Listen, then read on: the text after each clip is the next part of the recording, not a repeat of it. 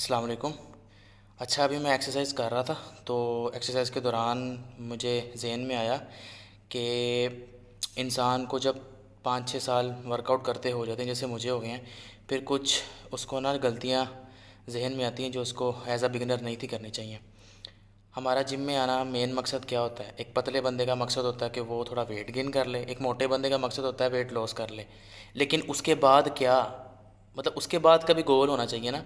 आप चाहे जैसे मर्ज़ी हो, आप जिम में आओ ना, आप 3 साल जिम करो, 2 साल जिम करो, आपकी बॉडी बन जाएगी। चाहे जैसे भी जेनेटिक्स हैं, आपकी बॉडी बन जाएगी, ठीक है। लेकिन जब बॉडी बन जाती है तो उसके बाद क्या, उसके बाद क्या करना है? हमारा मेन गोल होता है मसल बनाना या फैट निकालना। हमारा मेन गोल ये नहीं होता कि हम जो जिम में आ रहे हैं, पढ़ रहे हैं, मतलब जो भी गेम लगा रहे हैं उसके बारे में ना पढ़ लें, थोड़ा सा उसके मुतालिक पढ़ लें कि हम कौन से मसल की गेम लगा रहे हैं। चलो वो तो पता होता है, आप जो है बाइसेप कर्ल कर रहे हो, आप बाइसेप की गेम लगा रहे हो, ट्राइसेप एक्सटेंशन कर रहे हो तो ट्राइसेप की लगा रहे हो। लेकिन आपको ट्राइसेप मसल की ओरिजिन इंसर्शन पता हो, ये कहाँ से ओरिजिनेट हो रहा है, कहाँ पे जाके इसका टेंडन लग रहा है, और उसके बाद हमारे जो जॉइंट्स हैं वहाँ पे मूवमेंट कौन सी होती है। मिसाल के तौर पे हमारी ये एल्बो जॉइंट है, यहाँ पे हमने फ्लेक्शन एक्सटेंशन करनी है, यहाँ पे रोटेटरी मूवमेंट नहीं कर सकते। जैसे हमारा शोल्डर है, हमारा हिप जॉइंट है, यहाँ पे हम रोटेशन कर सकते हैं। और हम अगर नेचुरल मूवमेंट जो है किसी जॉइंट की उससे हट कर करेंगे ना, तो ऑब्वियसली हमें इंजरीज़ का सामना करना पड़ेगा। अब ये बंदे को तब भी पता चलेगा जब बंदा आके थोड़ी रिसर्च करेगा। अब अन्य वहाँ आके जिम में वेट नहीं उठाना होता, थोड़ा सा ना एजुकेट कर लेना चाहिए ख़ुद को। सिर्फ मसल्स के नाम याद रखने से कुछ नहीं होगा, उसके फंक्शन का पता होना चाहिए आपको। उस मसल का फंक्शन क्या है, वो कहाँ से लग रहा है और कहाँ पे जाके इंसर्ट हो रहा है और किस जॉइंट के साथ हो रहा है, उस जॉइंट पे मूवमेंट क्या है। अगर आपको वो चीज़ें पता होंगी ना, थोड़े से एजुकेटेड हो गए, चाहे आप मैट्रिक पास भी नहीं हो, आपको कम से कम पता होना चाहिए। छोटी छोटी बातें ना ऐसे देसी लोगों को भी पता होती हैं। क्रिएटिन क्रिएटिन को क्रिएटिनिन बोल रहे होंगे, या कैरेटिन बोल रहे होंगे, लेकिन उनको मेन इफ़ेक्ट पता होगा कि उसका इफ़ेक्ट क्या है, करता क्या है। मसल वाटर रिटेंशन करवाता है, मसल साइज़ इंक्रीज़ करता है, आपकी जो है कोग्निशन को अच्छी करता है। क्रिएटिन का यानी बेसिक उनको पता होता है कुछ लोगों को। लेकिन कुछ ऐसे होते हैं कि जिनको कख नहीं पता, आना है जिम में वेट उठाना है फलां। तो मेरा कहने का मकसद ये है कि ना खुद को थोड़ा एजुकेट करें। आपका गोल जो है ना लॉन्ग टर्म का होना चाहिए। मेन आपको गोल होना चाहिए कि आपकी मोबिलिटी अच्छी हो, आप हर हर रेंज ऑफ मोशन में मूव कर सकें। अब जैसे बाइसेप लगा रहे हैं तो एक ही रेंज ऑफ मोशन में लगा रहे हैं। अब कल को अगर आपको हम घर वाले कह दें कि भाई ये शापर उठाओ, बोरा उठाओ, और आप एक ही साइड पे गिर जाओ, यानी आपने जो है ना ख़ुद को मोबाइल नहीं रखा हुआ, आप सिर्फ एक ही जो है ना प्लेन में मोशन करते हो, ये रेंज ऑफ मोशन में करते हो, वेट उठाते हो, तो आपकी स्टेबिलिटी नहीं रहती। Mobility and stability is the main thing जो आपको पता होनी चाहिए, ठीक है, ये आपको। और उसके अलावा बेसिक एजुकेशन, मसल्स का पता होना चाहिए, कौन कौन से हमारी बॉडी में है, किस जॉइंट पे कौन सी मूवमेंट हो रही है, और उस जॉइंट पे उससे एक्सीड नहीं करना उस मूवमेंट को। इससे आप इंजरी फ्री रहेंगे और आपका जो गोल रहेगा ना मेन, ये मेरी एक जो है ना थॉट थी जो मैं सोच रहा था कि पहले अगर पता होती, हालांकि मैं मेडिकल स्टूडेंट हूँ, लेकिन जिम में आकर ना जुनून इतना ज़्यादा होता है मसल बनाने का या स्ट्रेंथ गेन करने का कि बंदा ऐसे बेसिक जो चीज़ें पता होनी चाहिए स्टार्टिंग में वो नहीं पता होती, ठीक है। तो बस यही मैं। अच्छा, 2019 था, सेकेंड ईयर एफएससी में था जब मैंने जिम स्टार्ट की थी। तो इनिशियली बहुत जल्दी जो है ना ह्यूमन बॉडी मसल मास पकड़ती है, बहुत जल्दी पकड़ती है। आप चाहे कुछ भी खा रहे हो लेकिन अपनी तरफ से ठीक खा रहे हो। मेरा पोस्ट वर्कआउट दूध और उसमें मैं मीठी जलेबियाँ डाल के खाता था, तो मतलब बिल्कुल नॉलेज नहीं था, लेकिन फिर भी बॉडी जो है ना मास गेन कर रही थी। अब कहने का मकसद ये है कि इनिशियली बॉडी जो है ना बहुत जल्दी अडाप्ट कर जाती है। जब उसको कोई न्यू स्टिमुलस मिल रहा होता है ना, उसको पता होता है कि मसल पे रेजिस्टेंस आ रही है, कोई काम कर रहा है मसल, तो ना मसल ग्रोथ करता है। और ट्रैप्स यहाँ पे जो बल जाता है बॉडी बिल्डर्स के, आपने देखा होगा। और दूसरा ये ट्राइसेप का जो पीछे कट होता है लॉन्ग हेड का, ये मेरा तो सबसे मुश्किल से जो है ना 2 साल के बाद ये नुमाया हुआ था।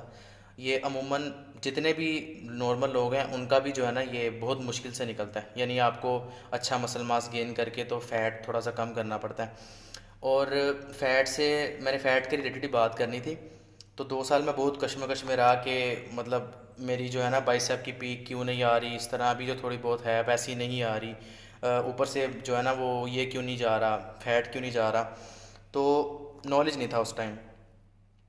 हालांकि मैं मेडिकल कर रहा था, एफएससी में था, प्री मेडिकल था मेरा। तो अब आके पता चला कि मैंने ना, एक इन्फ्लुएंसर है, फिटनेस फिटनेस इन्फ्लुएंसर है, सैम सुलेक करके नाम है, कुछ लोगों ने सुना भी होगा उसका। कुछ लोग ना बातों बातों में फ़्लो में एक ऐसी बात कर जाते हैं जो कि ना हमारे सर के ऊपर से गुजर जाती है, लेकिन वो बात जो है ना बहुत क्रिटिकल होती है। वो हम उस पे ना गौर गौर नहीं करते, हम जो है ना उसकी किसी दूसरी चीज़ को बहुत ज़्यादा इस तरह देख के हवा बना देते हैं, और उसकी जो मेन चीज़ जो ग्रैस्प करनी होती है, कॉन्सेप्ट, वो आप नहीं देखते। अब उसकी मैं वीडियोस देखता था, तो मतलब उसकी वीडियोस काफ़ी लंबी होती हैं, घंटे घंटे की वीडियोस होती हैं, 40 मिनट 45 मिनट। वो अपना पूरा वर्कआउट दिखाता है उसके अंदर। और उसने उसकी रील्स कटती हैं, उसकी वीडियो से उसके फ़ैन वगैरह रील्स काटते हैं, उसमें उसने एक बात की थी कि आपने जो वेट गेन करना है, आपने जो फ़ैट कट करना है, वो सारा डिपेंड करता है कि आप कैलोरीज कितनी डाल रहे हो अंदर और कितनी बर्न कर रहे हो। ये बात मैंने फ़्लो फ़्लो में गुजार दी।